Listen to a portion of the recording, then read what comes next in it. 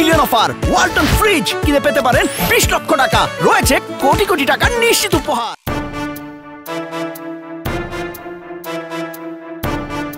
বাংলাদেশ ক্রিকেটের পোস্টার বয় সাকিব আল হাসানের জাতীয় দলে ফেরার বিষয়টি অনিশ্চিত দেশে ফেরার বিষয়টিও।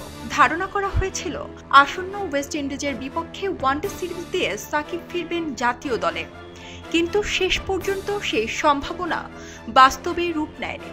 জাতীয় দলের পাশাপাশি সাকিবের বাংলাদেশ প্রিমিয়ার লিগে অংশগ্রহণ নিয়েও দেখা দিয়েছে অনিশ্চয়তা। চলতি মাসের শেষের দিকে শুরু হতে যাওয়া বিপিএলে তার খেলা হবে কিনা তা নিয়ে সংশয় রয়েই গেছে।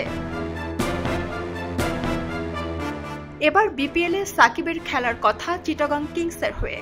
চিটাগং কিংসের মালিক সামির কাদের চৌধুরী সাকিবের অংশগ্রহণ নিয়ে সাংবাদিকদের বলেন, বারবার একই প্রশ্নের উত্তর দিতে দিতে আমিও ক্লান্ত।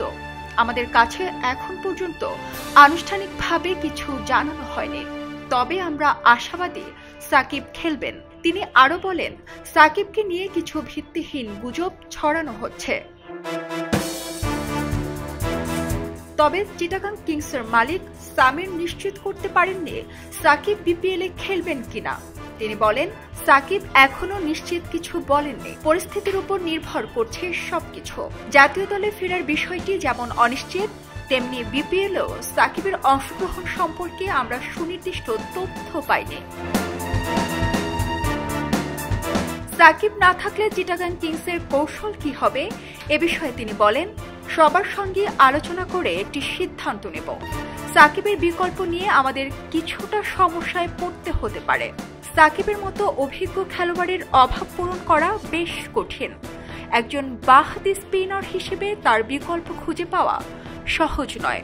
তবে আমরা স্থানীয় বাঁহাতি স্পিনারদের মধ্য থেকে কাউকে দলে নিতে পারি। সাকিবের এই অনিশ্চয়তা শুধু চিটাগং কিংস নয়, তার ভক্তদের মাঝে উদ্বেগ তৈরি করেছে। সাকিব কবে এবং কিভাবে মাঠে ফিরবেন তা এখন সময়ই বলে দেবে। সারা জেরিন, খবরের কাগজ, স্পোর্টস। এলো খবরের কাগজ, নিখাত, নির্ভীক, নিরপেক্ষ।